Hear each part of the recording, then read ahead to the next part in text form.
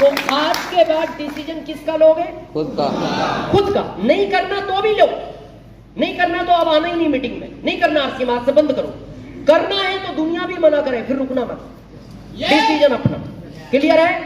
Second, विश्वास होना चाहिए आपको। किस पर? खुद पर। पहला कि मेरी अपलाइन साथ दे या ना दे, मैं स्टार रूबी बनूंगा। मेरी लाइफलाइन ये साथ देना दे, मैं दूसरे प्रदेश में करूंगा, मैं बनूंगा। दूसरा विश्वास इस सिस्टम पर जिसने करोड़ों लोगों की जिंदगी बदली है, मेरी भी बदलेगा। तीसरा विश्वास उस पर जितने लोगों को बुलाया था आए हैं सब, क्यों नहीं आए? उसकी बगैर मर्जी के इस दुनिया में पत्ता नहीं हिलता। वो जिनको अमीर नहीं बनाना चाहता था उनको नहीं बुलाया उसने। और अगर आप यहां आए हो तो मैं आपसे एक प्रश्न पूछना चाहता हूं, एक पिता कभी चाहता है मेरा बच्चा एग्जाम में फेल हो जाए? जब एक पिता नहीं चाहता मेरा बच्चा एग्जाम में फेल हो जाए, वो तो परम पिता है, उसने अगर यहां बुलाया इस एग्जाम में पास होने के लिए बुलाया। तो तीसरा विश्वास उस परम पिता पर। और चौथा विश्वास आखिरी अपनी एक्टिव इफेक्टिव ग्रोइंग अपलाइन पर,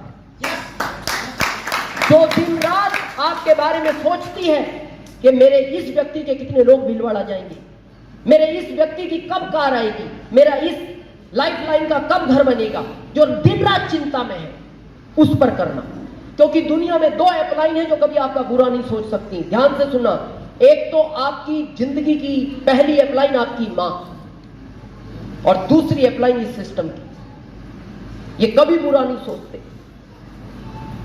और मेरे को बड़ा दुख होता है, जब से आप इस दुनिया में आए, जहां तक आए हो, इस विश्वास की तो बड़े हुए हो।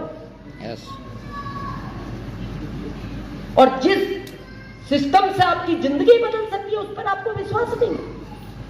आपने होश संभाला, आपकी मां ने आपको क्या कहा? बेटा ये मामा है तुम्हारे। तो क्या बोले आप? मामा। ओके मामा।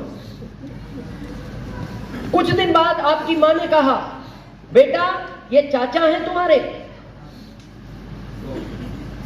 क्या बोला आपने? क्यों बोला? क्योंकि आपको पता है ये जो मेरी अपलाइन है, ये मेरे बारे में कभी गलत नहीं सोच सकती, ये जो बता रही है वो सब सत्य है।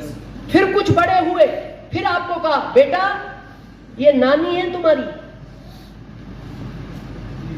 नानी।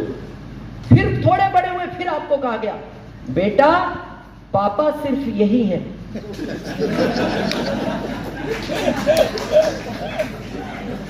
हाँ, ताकि कंफ्यूजन ना रहे।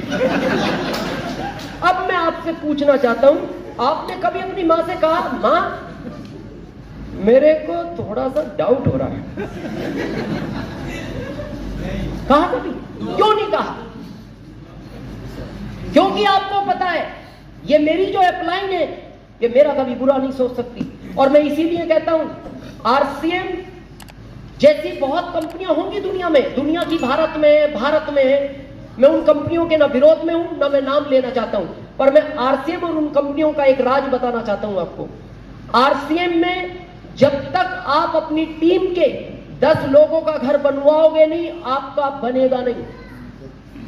आरसीएम में जब तक अपनी टीम के 10 लोगों का घर बनवाओगे नहीं, आपका बनेगा नहीं। और बाकी कंपनियों में जब तक 10 लोगों का घर बिकवाओगे नहीं, आपका बनेगा।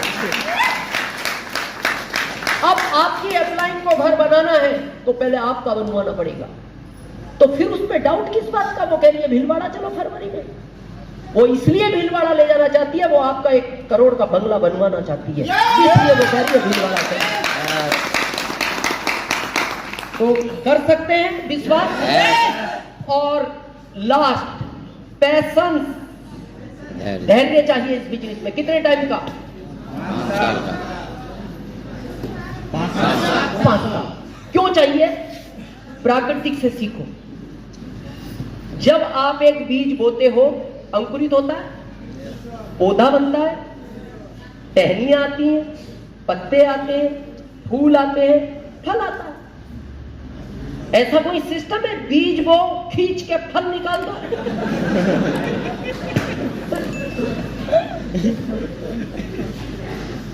और हम में पेशेंस नहीं है। अभी आप देखना, यहां से बाहर निकलोगे ना, कुछ लोग मिलेंगे, आरसीएम कर रहे हो क्या? हाँ, आरसीएम कर रहे हैं, बड़ा धीरे धीरे चलता है, धीरे धीरे चलता है। हमारे में आओ, बहुत तेज चलता है। बोले कैसे चलता है? आओ जाओ।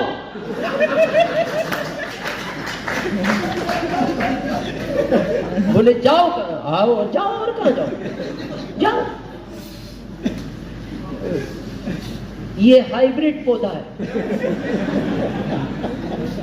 ये नेचुरल पौधा है।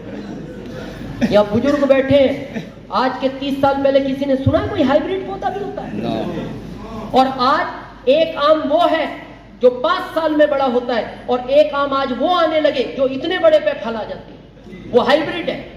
और लोग पूछते हैं, अरे यार इतने पेड़ पे आम आ गए?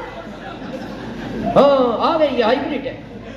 कब तक आएंगे? बोले ये गारंटी नहीं, जब तक आ रहे हैं खा ले। ये जैसे जल्दी बड़ा हुआ है वैसे ये खत्म हो जाएगा।